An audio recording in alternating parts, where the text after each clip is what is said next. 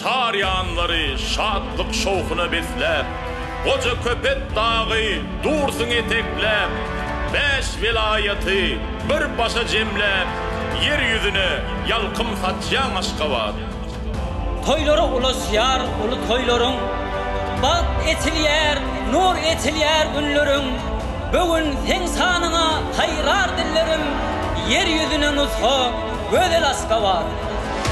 140 yaşadım paytaxtım bugün, kalkın yar, coş yar, buyton yar bugün. Sen sanına aydım aydalı bugün, vatanın kıynatı gözel Aşgabat.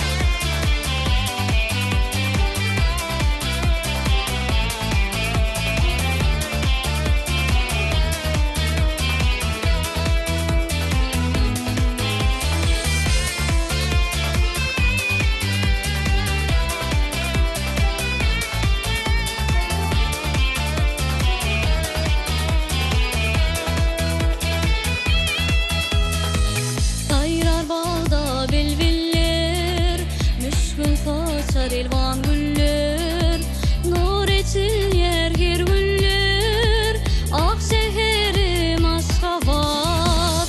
Kayrar bağda bülbüller, müşkün saçar elvan güller, nur etil yer her güller, ak şehrim Aşgabat.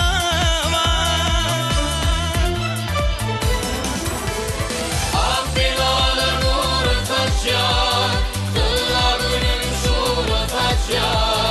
dünya yüzüne bucalat yar can Aşgabat. Ak binalar nuru saçar, tıllar günün şura saçar. Dünya yüzüne bucalat yar can Aşgabat. Yeryüzünün ehli gödüllükleri, çekip bakı keşfi dörü diğer üstüdür.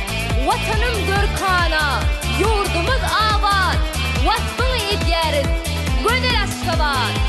Kalbimizde coşkun olup seslenir, al tekrarın güllerine beslenir. Aydın, mukam, buytonç olup seslenir, arka dağı, buğunlar Aşgabat.